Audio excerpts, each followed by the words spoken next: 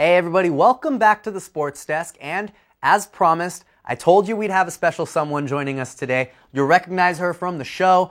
Many of you know her from running around the sidelines, covering South High sports on the Sports Desk, but if we will rewind a little bit, she also used to lace them up for the Spartans back in the day before earning All-South honors at East Carolina University. She's back in the South Bay now. Haley Outen, here to talk soccer, and Haley, word on the streets is you were lacing them up pretty recently, yeah?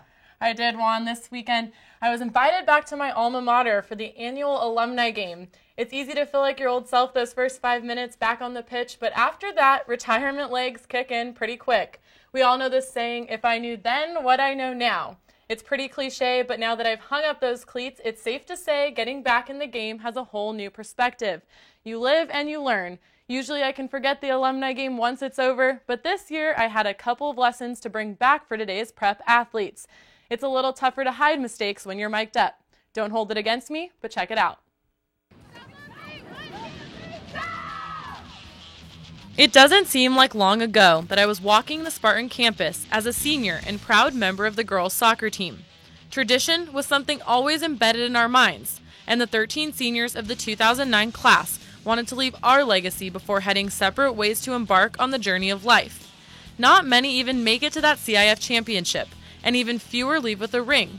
But me, I was lucky enough to do both with my friends and teammates by my side.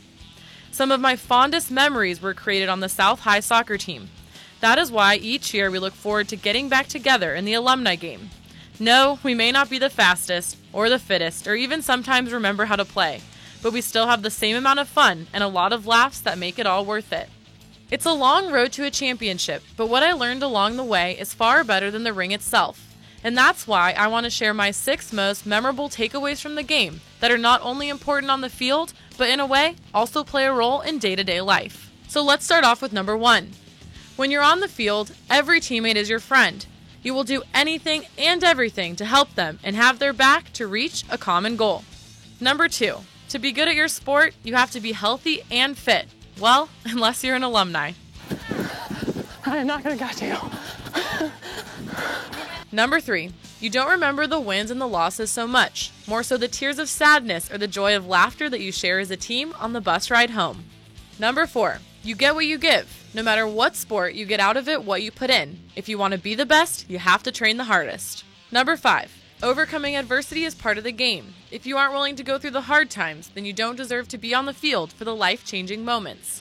Last, but definitely not least, number 6, it's not always the most talented team or player that wins. Having the most heart oftentimes prevails.